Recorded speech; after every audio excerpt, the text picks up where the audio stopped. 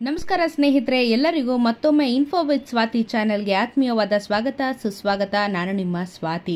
So ಇವತ್ತು ಸ್ವಲ್ಪ different ಆಗಿ ವಿಡಿಯೋನ ಮಾಡೋಣ ಅಂತ ಹೇಳ್ಬಿಟ್ಟು ನಿಮಗೆ ಈ ರೀತಿ ಆದ್ರೆ ವಿಡಿಯೋಗಳನ್ನ ಹಾಕಿದ್ರೆ ಇಷ್ಟ ಆಗುತ್ತಾ ಅಂತ ಹೇಳಿ ಒಂದು ಎಕ್ಸ್ಪೆರಿಮೆಂಟ್ನ ಮಾಡ್ತಾ ಇರುವಂಥದ್ದು.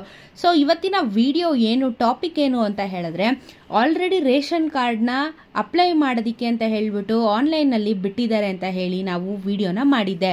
ಬಹಳಷ್ಟು ಜನ ಇದಕ್ಕೆ ಕಮೆಂಟ್ ಕೂಡ ಹಾಕ್ತಾ ಇದ್ರಿ, ಮೇಡಮ್ ಹೆಂಗೆ ಹೋಗಿ ಅಪ್ಲೈ ಮಾಡಬೇಕು, ಸರ್ವರ್ ಡೌನ್ ಆಗ್ತಾ ಇದೆ, ಏನು ಮಾಡಬೇಕು, ಎಷ್ಟೊತ್ತಿಗೆ ಅಪ್ಲೈ ಮಾಡಬೇಕು, ಏನು ಅಂತ ಕೇಳ್ತಾ ಇದ್ದೀರಿ. ಅಂಥವ್ರಿಗೆ ಇವತ್ತು ಉತ್ತರನ ಕೊಡಬೇಕು ಅಂತ ಹೇಳಿ ಬಂದಿದ್ದೀನಿ.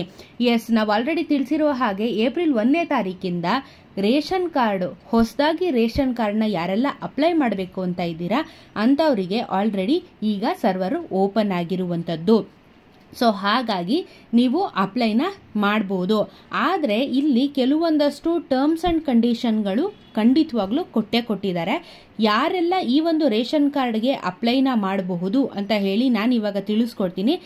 ಈ ಸತಿ ರೇಷನ್ ಕಾರ್ಡ್ನ ಅಪ್ಲೈ ಮಾಡೋಕ್ಕೆ ಕೆಲವೊಂದಷ್ಟು ಜನಕ್ಕೆ ಮಾತ್ರ ಅವಕಾಶನ ಕೊಟ್ಟಿದ್ದಾರೆ. ಯಾರ್ಯಾರಿಗೆ ಅಂತ ಹೇಳ್ತೀನಿ. ಮೊದಲನೇ ಕಂಡೀಷನ್ ಏನು ಅಂದರೆ, ನೀವು ಕರ್ನಾಟಕದ ನಿವಾಸಿ ಆಗಿರಬೇಕು.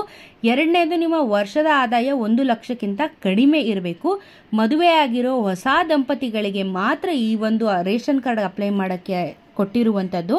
ನೀವು ಯಾವುದೇ ರೀತಿಯಾಗಿರುವಂಥ ಸರ್ಕಾರಿ ನೌಕರಿಯಲ್ಲಿ ಕೆಲಸನ ಮಾಡುವಂತಿಲ್ಲ. ಹಾಗೆಯೇ ಒಂದು ಮನೆಯಲ್ಲಿ ಒಂದು ರೇಷನ್ ಕಾರ್ಡ್ ಇರುತ್ತೆ, ಅದ್ರ ಕೆಳಗಡೆ ನಮ್ಮ ಹೆಸರು ಏನಾದರೂ ಇದೆ, ಆಲ್ರೆಡಿ ನಮ್ಮ ಹೆಸರು ರೇಷನ್ ಕಾರ್ಡಲ್ಲಿ ಇದೆ ಅಂತ ಹೇಳಿದ್ರೆ ಅಂಥವರು ಕೂಡ ಅಪ್ಲೈ ಮಾಡೋ ಹಾಗಿಲ್ಲ ಅಂತ ಹೇಳ್ತಾ ಇರುವಂಥದ್ದು. ಜೊತೆಗೆ ಈಗ ಅಪ್ಲೈ ಮಾಡಬೇಕು ಅಂತ ಹೇಳಿದ್ರೆ ಏನೆಲ್ಲ ಡಾಕ್ಯುಮೆಂಟ್ಸ್ಗಳು ಬೇಕು ಅಂತ ಹೇಳಿ ನೋಡ್ತಾ ಹೋಗ್ಬಿಡೋಣ ನಾವು.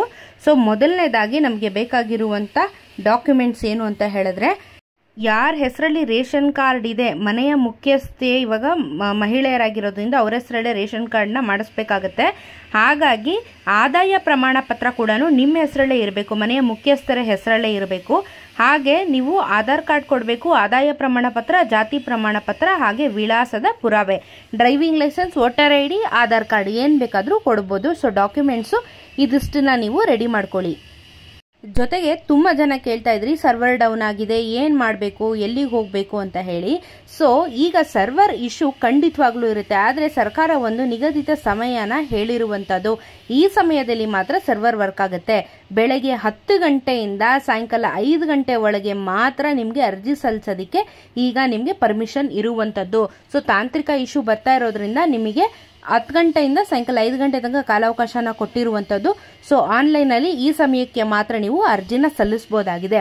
ಇಫ್ ಇನ್ ಕೇಸ್ ನೀವು ಅರ್ಜಿನ ಸಲ್ಲಿಸಬೇಕಾದ್ರೆ ಇನ್ನೂ ಸರ್ವರ್ ಪ್ರಾಬ್ಲಮ್ ಬರ್ತಾ ಇದೆ ಅಂತ ಹೇಳಿದ್ರೆ, ಸರ್ಕಾರ ಆಲ್ರೆಡಿ ತಿಳಿಸಿರೋ ಹಾಗೆ ನೀವೇನು ಮಾಡಬೇಕು ಅಂತ ಹೇಳಿದ್ರೆ, ನಿಮ್ಮ ನಿಯರೆಸ್ಟ್ ಬೆಂಗಳೂರು 1, ಕರ್ನಾಟಕ 1 ಸೇವಾ ಕೇಂದ್ರಗಳಿಗೆ ಹೋಗಿ ಅಪ್ಲಿಕೇಶನ್ನ ಹಾಕಬೇಕಾಗತ್ತೆ. ಸೊ ಅಪ್ಲಿಕೇಶನ್ ಹಾಕೋಕ್ಕೂ ನಿಮಗೆ ಸಮಯನ ನಿಗದಿಪಡಿಸಿದ್ದಾರೆ. ಬೆಳಗ್ಗೆ 10 ಗಂಟೆಯಿಂದ 5 ಗಂಟೆ ತನಕ ಮಾತ್ರ ನೀವು ಹೋಗಿ ಅಲ್ಲಿ ಅರ್ಜಿನ ಸಲ್ಲಿಸಬಹುದಾಗಿದೆ. ಸೊ ಹಾಗಾಗಿ ನಿಗದಿತ ಸಮಯದಲ್ಲೇ ಹೋಗಿ ನೀವು ಮಾಡಿ. ನೀವು ಸರ್ವರ್ ಪ್ರಾಬ್ಲಮ್ ಅಂತ ಹೇಳಿದ್ರೆ ನೀವು ಬೆಸ್ಟು ಹೋಗ್ಬಿಟ್ಟು ಲೈನಲ್ಲಿ ನಿಂತ್ಕೊಂಡು ಅರ್ಜಿನ ಸಲ್ಲಿಸಬಹುದಾಗಿದೆ. ಸೊ ನಿಮಗೆ ಇವಾಗ ಯಾರೆಲ್ಲ ರೇಷನ್ ಕಾರ್ಡ್ಗೆ ಅಪ್ಲೈ ಮಾಡ್ಬೋದು ಅಂತ ಹೇಳಿ ಒಂದು ಸ್ಪಷ್ಟನೆ ಸಿಕ್ಕಿದೆ ಅಂತ ಭಾವಿಸ್ತಾ ಇದ್ದೀನಿ. ಯಾಕೆ ಅಂದರೆ ಇದು ಹೊಸದಾಗಿ ಮದುವೆ ಆಗಿರೋರಿಗೆ ಮಾತ್ರ ಈ ಸತಿ ರೇಷನ್ ಕಾರ್ಡ್ನ ಅಪ್ಲೈ ಮಾಡೋದಕ್ಕೆ ಅವಕಾಶನ ಕೊಟ್ಟಿರುವಂಥದ್ದು.